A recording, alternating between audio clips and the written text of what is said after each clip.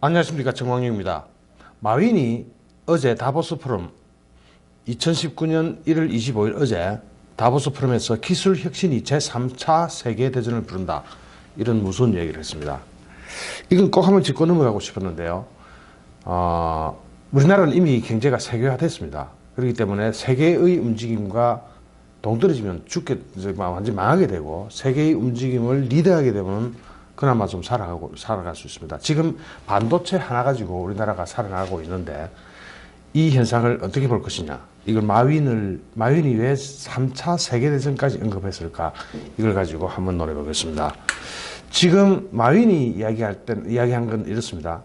제1차 기술혁명이 제1차 세계대전을 불렀고, 제2차 기술혁명이 제2차 세계대전을 불렀다. 1차 기술혁명이 1차 세계대전을 불렀고, 2차 기술혁명이 2차 세계대전을 불렀다. 는 게 마윈 주장입니다. 그러므로 제3차 기술혁명은 곧 제3차 세계대전을 부를 것이다. 무섭죠? 여기서 마윈이 하필 왜 이때 이런 말을 했는지 한번 살펴봐야 됩니다. 마윈이 이런 발언을 한 시기적 배경을 한번 보겠습니다. 첫째, 대만과 중국이 지금 양왕관계가 전쟁 일부 직전이죠. 그리고 1대1로 등 중국과 세계의 패권 전쟁이 벌어지고 있습니다. 중국과 미국의 패권 전쟁이 벌어지고 있습니다. 미국은 전 세계 쪽이고요.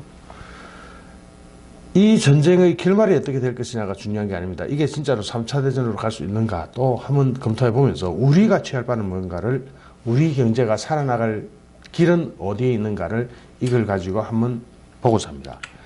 또 미국과 중국의 기술 전쟁이 진짜 제3차 세계대전, 즉 전쟁을 불러일으킬까?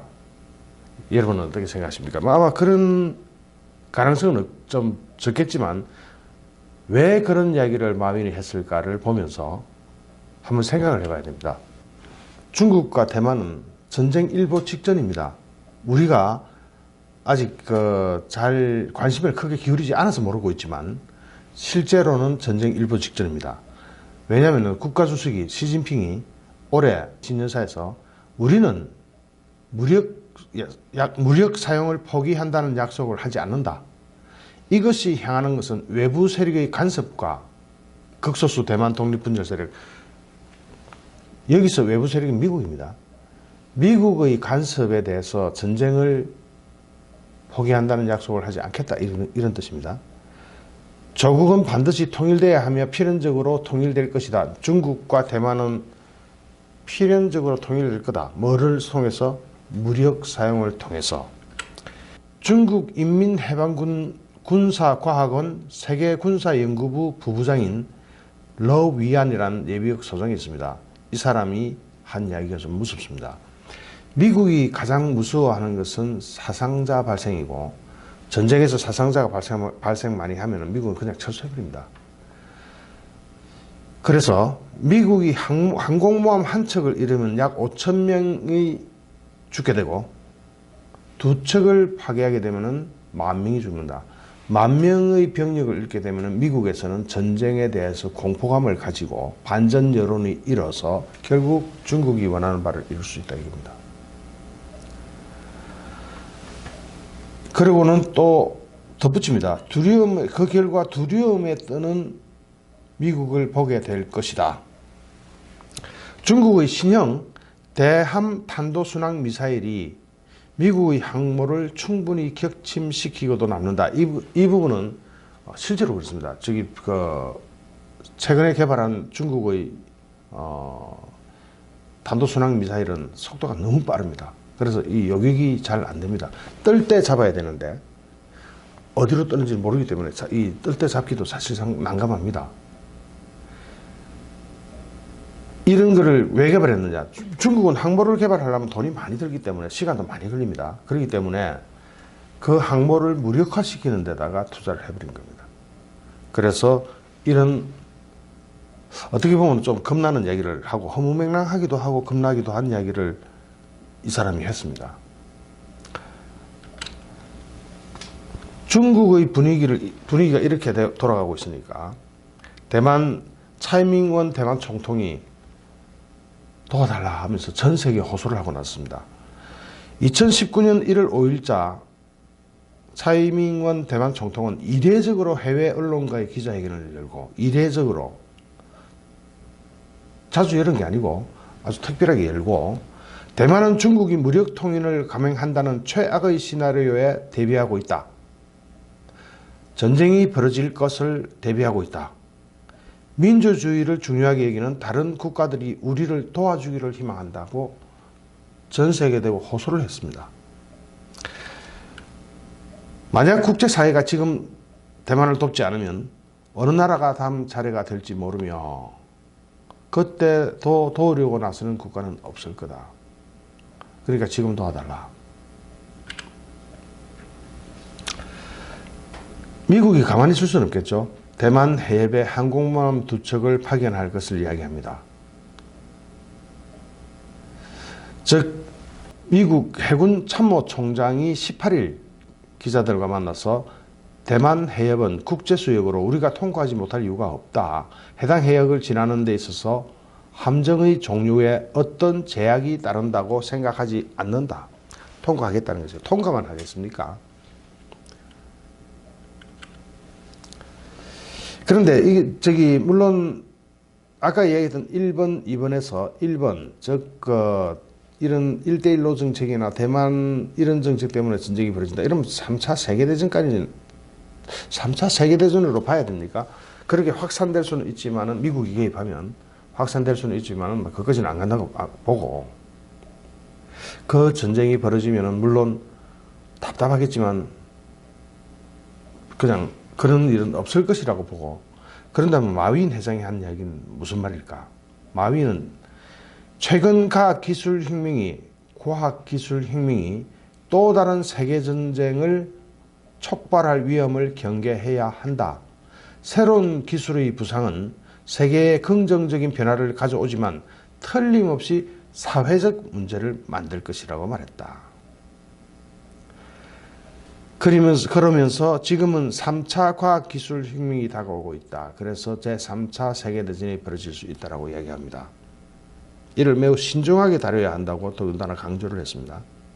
왜 그랬을까요? 기술 혁신이 전쟁을 촉발할 수 있다는 마윈 회장의 발언은 최근 미국과 중국의 무역전쟁이 이제는 끝나고 좀 누가 이기든 어느 정도 보합이 되고 나면 기술 전쟁이 그 다음에 떠오른다는 겁니다. 즉 미국과 중국의 전쟁은 기술 전쟁으로 가고, 기술 전쟁의 결과로는 제3차 세계대전이 벌어질 수도 있다 하는 게 마윈 주장입니다.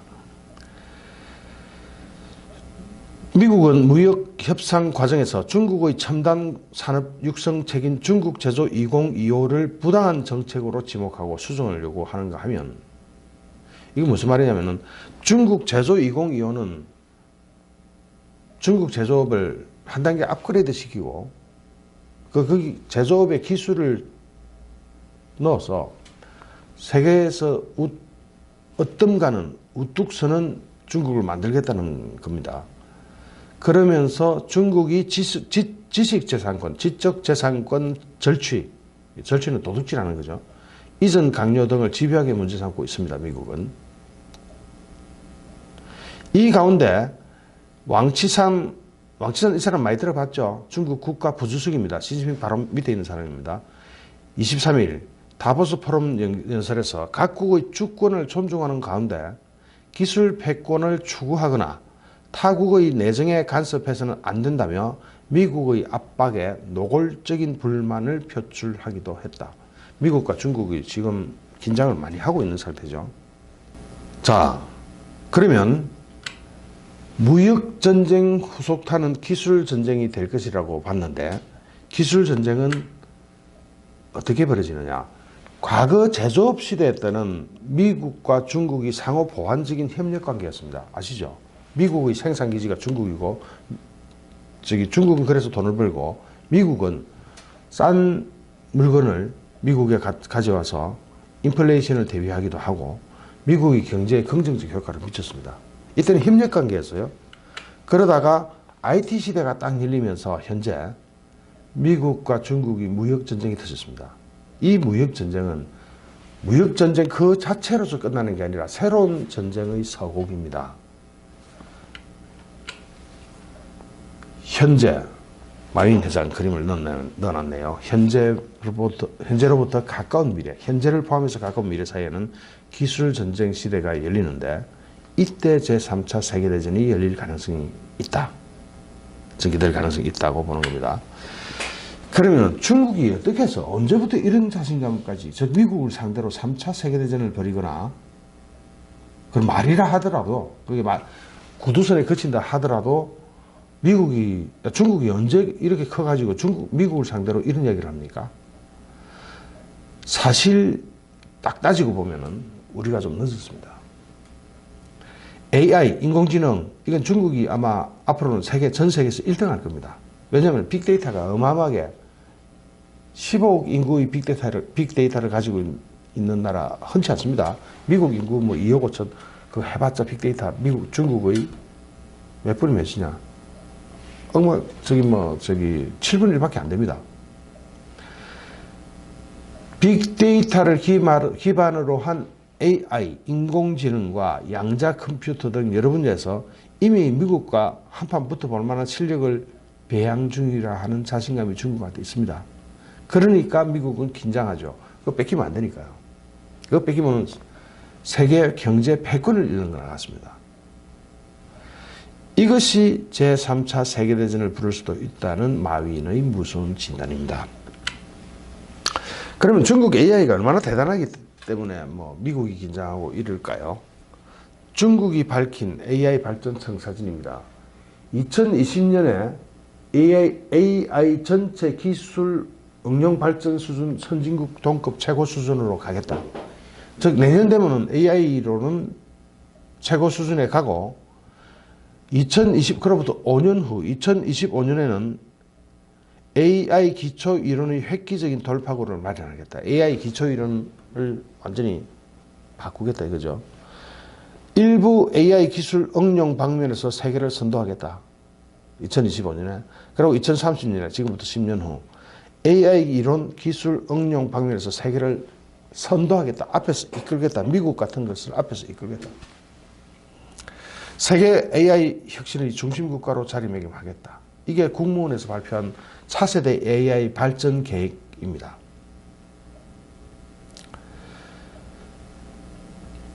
그때 되면 미국이 뒷북치면은 발명특허만 해도 그렇죠. 한번 뒷북치면은 못 따라가잖아요. 뒤에서 추격하면은 특허권을 가진 사람이 더 이깁니다. 아무리 그다음부터 하려고 해도 똑같은 건 못하죠. 중국이 선도하겠다고 나가니까 미국이 떠는 겁니다. 지금 현재 그래도 미국과 중국은 AI 분야에서 아까 AI 분야만 보기로 했으니까 AI 분야에서 우선 미국은 중국보다 몇 배로 앞서 있습니다. 그리고 재밌는 거는 그렇게 앞서 있고 특허권 수도 미국이 더 많습니다. 중국보다. 그런데 AI는 아직 미완성 단계라서 앞으로 나올 특허가 더 많습니다. 빅데이터를 기반으로 한 AI는 미국이 질 가능성이 아주 높습니다. 인권이니 뭐니 하는 거 중국은 생각할 필요가 없이 빅데이터 막 만들어 수집해버리면 됩니다. 그동안 다른 나라는 인권이나 이런 데 걸려서 함부로 못합니다. 더군다나 중국은 이번 무역 담판에서 AI 분야는 제외하자고 막 강조하고 있습니다. 아직 결론은 안 났으니까 좀 더 지켜보기로 합니다. 그리고 AI는 무역 담판에서 제외하자 하면서 물러서지 않는다는 의지를 보이고 있습니다. 이제. 그리고 AI 분야의 전 세계 투자 자금의 40%가 중국으로 가고 있습니다. 미국으로 안 가고 중국으로 가고 있습니다. 왜냐하면 중국의 빅데이터가 인권 눈치 안 보고 마음대로 수집 가능하기 때문입니다. 미국과 격차는 점점 더 좁아질 것입니다. 전쟁이 어느 정도 수준이냐면은 미국이 중국의 국가 스파이를 산업 스파이를 체포한 것은 이번이 처음입니다. 그동안 많이 있었지 않겠느냐. 물론 개인적 절취를 했다고 보고 개인적으로 처벌했습니다. 즉 중국 국가를 상대로 처벌하지는 않았습니다. 그런데 이번에는 중국 국가의 장수성 안전부 제6판공실 소속 해외정보 수집 및 정치 보안 등의 업무를 담당했던 사람을 체포를 했습니다. 그것도 미국 안에서 체포한 게 아니고 폴란드인가? 잠깐만요. 쉬엔진이네요. 쉬엔진은 폴란드인가 어디서 잡아버렸습니다. 외국에서 잡아온 겁니다. 이러면서 이제 지적재산권에 대해서 미국이 굉장히 큰 보호 본능을 발동하기 시작합니다. 두 번째는 화웨이 아시죠? 화웨이 부회장 캐나다 응유되어 있잖아요. 이걸 미국에서 신병 인도를 하고 있습니다. 추진하고 있습니다. 즉 범죄인 인도 조약에 의해서 캐나다에서 체포한 화웨이 부회장을 멍완조인가요? 부회장을 미국으로 범죄인 인도 조약으로 데리고 갑니다. 데리고 가서 이걸 인질로 쓸지 협상 대상으로 쓸지 아니면은 아주 무서운 행위를 내려가지고 감옥에 넣어버릴지 모릅니다. 아마 협상 대상으로 쓴다면 그만한 대가를 받아내겠죠. 중국도 참 답답한 입장에 처하고 있습니다. 아까 이야기했듯이 무역 전쟁 이후에는 기술 전쟁입니다. 우리나라는 어떻습니까? 우리나라는 반도체 빼면 4차 산업이라고 할 수 있는 게 뭐가 있습니까? 여러분 한번 짚어보시죠. 반도체 빼고 나서 반도체는 지금 우리가 잘하고 있습니다. 그거 빼고 나면은 AI, 우리나라 AI 기술자는 있나요? 있기는.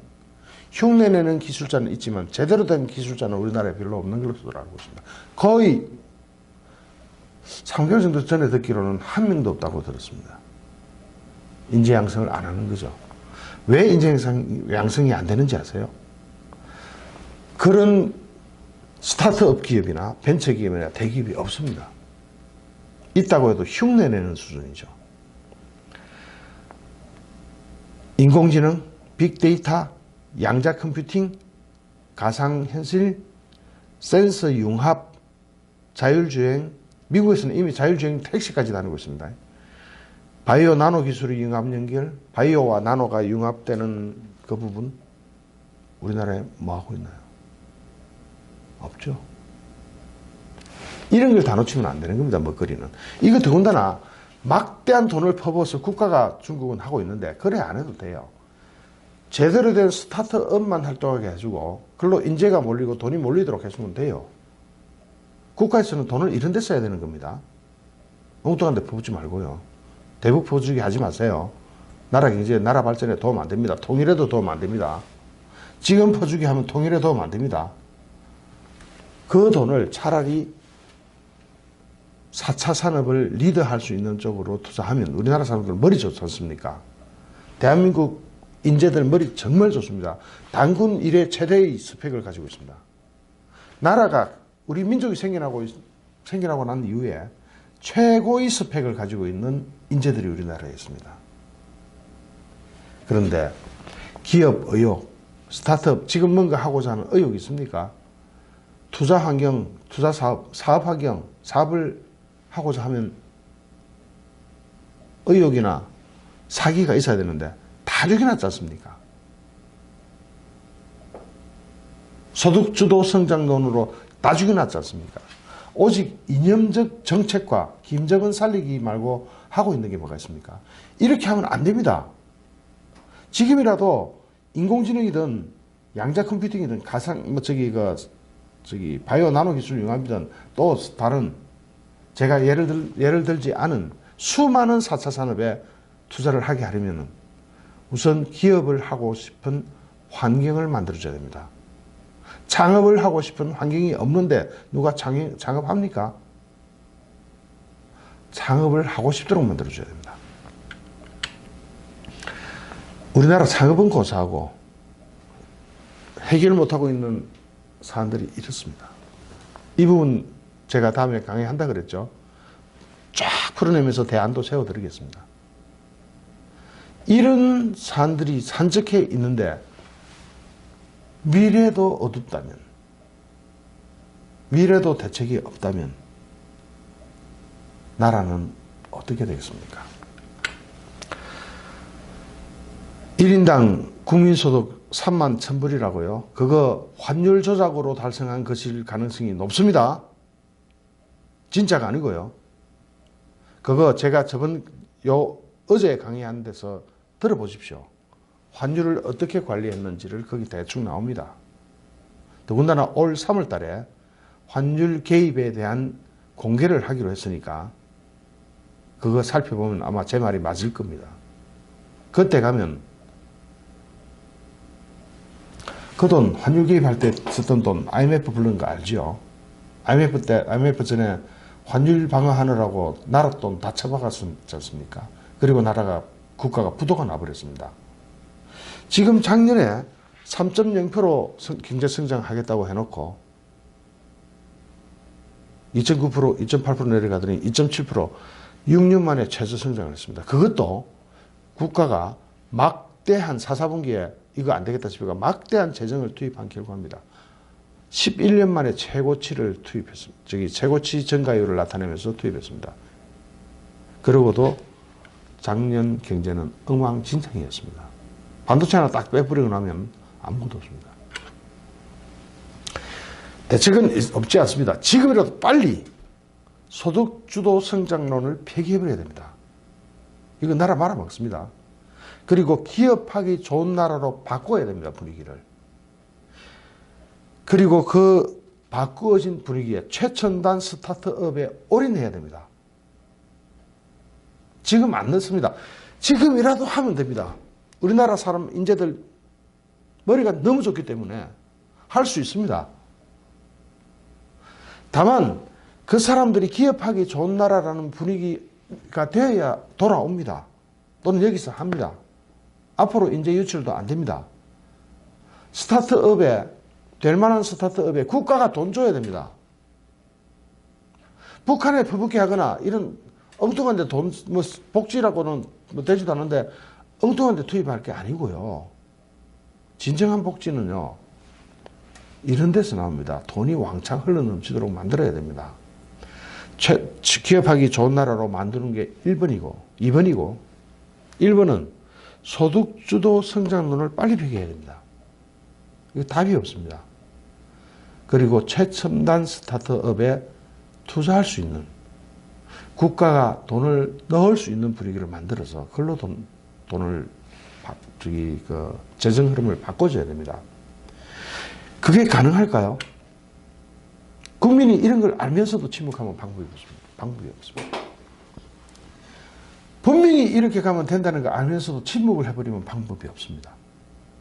지금 현재는 여론 시대고 투표 시대입니다. 물론 투표 참여가 견고해야 되고요. 아닌 건 아니라고 말하고 안 되는 건 안 된다고 말해야 합니다. 그게 저항하랍니다. 청와대 게시판도 좋고요. 각 뉴스 게시판에도 좋고요. 정부 당국자가 읽을 수 있는 데는 다 의사표시 해야 됩니다. 해서 안 되는 건 안 된다고 말해야 됩니다. 이러다 진짜 망할 수가 있습니다. 더 망할 수가 있다는 얘기죠. 이미 세계는 기술 전쟁 시대까지 가는데 우리만 뭐 하고 있습니까? 좋아요, 구독하기, 공유하기는 저에게 엄청난 힘이 됩니다. 자율 구독료 계좌 안내 이렇습니다. 오늘 방송을 마칩니다. 고맙습니다. 감사합니다. 정광용이었습니다.